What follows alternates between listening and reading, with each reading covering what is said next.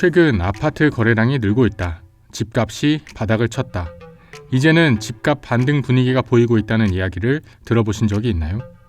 정부가 대출을 풀어주고 부동산 규제를 완화하는 분위기를 보이고 있습니다. 지난 1.3 대책이 가장 대표적인 부동산 규제 완화입니다. 그동안 얼어붙었던 부동산에 이제는 따뜻한 분위기가 퍼지면서 급매물이 먼저 소진되고 있다는 말도 있습니다. 하지만 여러분, 이 그림을 봐보세요. 지금 반등이라고 좋아하는 것은 요즘 말하는 데드캣 바운스일 가능성이 높습니다. 10억짜리가 6억이 되었다가 6억 3천에 거래가 한두 건 있으면 그게 반등인가요? 중요한 것은 4억이 빠지고 정상화가 되어가는 중이라는 것이지 4억이 빠지고 3천이 올랐다는 것이 아닙니다. 차라리 그냥 가격이 바닥에서 횡보한다고 보는 것이 맞습니다. 그래서 이번에는 소위 말하는 반등 실거래가 나타나는 지역의 현장 답사를 다녀왔습니다. 지금 보고 계신 지역은 광명의 하안동과 철산동 일대입니다. 광명은 앞으로 적어도 5년간은 더 어렵습니다. 왜 그럴까요? 광명에 대체 무슨 일이 있길래 앞으로 5년이나 더 어렵다는 것일까요? 광명이 앞으로도 어려운 이유 첫 번째는 앞으로도 대규모 대단지 분양이 줄줄이 예정되어 있다는 것이며, 광명이 어려운 이유 두 번째는 앞으로 3, 4년 뒤 지금 분양한 대단지가 입주하는 시점에 3기 신도시 입주가 또 겹친다는 것이며, 그리고 마지막으로 광명이 어려운 이유 세 번째는 가격을 이끌어야 할 투자자 유입이 앞으로도 없다는 것입니다. 지금 보고 계신 아파트는 광명시 하안동의 이편한 세상 센트레빌 아파트입니다. 이번 영상에서는 이곳 이편한 세상 센트레빌 아파트의 사례를 중심으로 앞서 말씀드린 광명이 앞으로도 어려운 세 가지 이유를 구체적으로 설명드릴 예정입니다. 이편한 세상 센트레빌 아파트의 하락 매매 거래를 중심으로 매달 2천만 원씩 하락해버린 사례, 딱 1년만 늦게 샀으면 차라리 나았을 사례, 전재산 날리고 1년 만에 허겁지겁 팔고 나온 사례도 말씀드릴 예정입니다. 이번 영상도 끝까지 시청하신다면 분명 돈이 따라오는 소식 남들보다 먼저 아실 수 있을 것이라 생각합니다. 지금 보고 계신 광명시 하안동의 이편한 세상 센트레빌 아파트에는 아주 대표적인 하락 거래 사례가 있습니다. 이곳 46평 아파트를 21년 12월에 12억 8,500만 원에 샀는데 지난달인 23년 2월에 10억 4,800만 원에 팔아버린 것입니다. 쉽게 말해서 재작년 말에 13억에 주고 산 아파트 지난달에 10억에 팔았다는 것입니다. 1년 2개월 만에 2억 3,700만 원 손해보고 허겁지겁 팔고 나온 사례입니다. 1년 만에 2억 4천만 원 가까이 손해를 봤습니다. 1년이 12개월이니까 2억 4천만 원을 12개월로 나누면 매달 2천만 원씩 빠져버린 셈이지요. 1년 바짝 모아도 2천만 원 모으기가 어려운데 매달 2천만 원을 손해봤다니 정말 막심한 손해가 아닐 수 없습니다.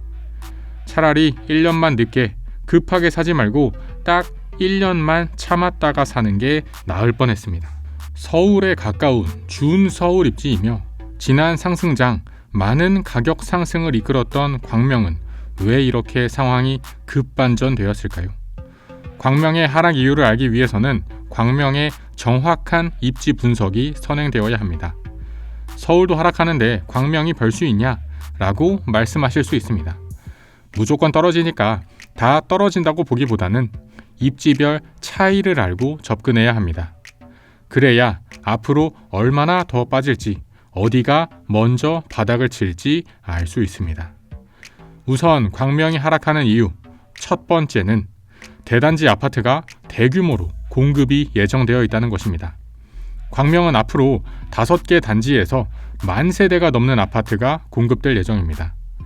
광명의 연간 적정 수요가 1,000세대에서 1,500세대 정도 되는데 10,000세대가 넘는 공급은 무려 적정량의 10배가 넘는 공급입니다. 광명 뉴타운 1구역에 광명 자이포레나 아파트, 광명 뉴타운 2구역에 베르몬트로 광명에서 7,000세대가 쏟아져 나올 예정입니다. 그리고 광명 4구역의 광명 센트럴 아이파크에서 2,000세대가 예정되어 있고 광명 5구역에서 또 약 3,000세대 공급이 예정되어 있습니다. 그리고 철산역 인근의 철산 10구역, 11구역에서는 도합 1,500세대가 예정되어 있습니다. 1,000세대, 2,000세대급의 대단지가 연달아서 공급되는 곳이 광명과 철산 인근입니다. 물량이 쏟아지면 가격이 정신 못 차리고 하락하는 것은 당연한 일이지요. 물론 어차피 광명은 범서울권의 입지이므로 서울과 지방에서 올라오는 수요로 새 아파트 공급이 모두 소화될 수 있다고 생각하실 수도 있습니다. 그러나 문제는 광명 자체의 물량만 있다는 것이 아닙니다. 광명이 하락하는 이유 두 번째는 3기 신도시입니다. 앞서 말씀드렸던 광명과 철산의 물량 폭탄이 실제로 입주하게 되는 3년, 4년 뒤에는 또 3기 신도시 물량과 겹치는 시기입니다. 광명, 철산 입지에 영향을 미치는 3기 신도시는 광명 시흥 신도시입니다. 광명 시흥 신도시는 광명 구도심보다 조금 아래쪽에 들어설 예정이며 3기 신도시 중에서도 가장 큰 규모의 물량이 쏟아질 예정입니다. 현재 계획상으로는 2025년에 착공, 2027년부터 입주가 시작될 예정입니다. 물론 최근 공사비 상승 등으로 인해 착공이 지연될 가능성이 높으며 부동산 분위기 하락으로 인해 정책적으로 3기 신도시 물량을 천천히 공급한다는 이야기도 있습니다. 그러나 향후 3기 신도시 본청약과 더불어 입주까지 앞으로 5년 넘게 광명과 철산에는 쏟아지는 물량이 이어진다는 사실에는 변함이 없습니다. 아무리 물량이 많더라도 수요가 늘어나면 괜찮다. 실수요와 투자 수요가 동시에 자극되면 물량을 소화하고도 남으므로 가격 상승을 이끌 수 있다고 하실 수도 있습니다. 그러나 이것도 잘못된 사실입니다. 부동산 규제가 완화되고 대출이 풀리면 투자자들은 어디를 살까요? 서울을 살까요? 외곽을 살까요? 당연히 서울을 살 것입니다. 규제와 대출 완화로 인해서 상승하는 수요는 광명과 철산 같은 외곽지가 아니라 서울에 먼저 들어갑니다. 광명까지 그 수요가 뻗어오기는 또 하세월이라고 할 수 있습니다. 어떠셨나요, 여러분? 지금까지 광명과 철산 일대 아파트의 하락 현황과 앞으로도 하락이 더 이어질 수밖에 없는 지역적인 특성을 알아보았습니다. 하안동의 이편한 세상 센티레빌 아파트 46평에서 1년 만에 무려 2억이 넘는 손해를 감수하고도 도망쳐 나온 실거래를 확인할 수 있었습니다. 환산해 보면 매달 2천만 원씩 손해를 감수한 셈입니다. 이렇게 사람들이 급하게 도망쳐 나오는 이유는 첫째, 앞으로 광명과 철산 일대에는 대단지 아파트가 한두 군데가 아니라 줄줄이 쏟아져 나오는 물량 폭탄이 예정되어 있기 때문이며 둘째, 그 쏟아져 나오는 물량이 심지어 3기 신도시 물량과도 겹치기 때문이라는 것을 알 수 있었습니다. 그리고 마지막으로 셋째, 똑같이 부동산 규제가 풀리고 똑같이 대출 허들이 낮아진다면 투자자들은 당연히 서울을 사지 외곽지를 사지는 않을 것이기 때문에 사람들이 급하게 광명과 철산에서 도망쳐 나오는 것임을 알 수 있었습니다.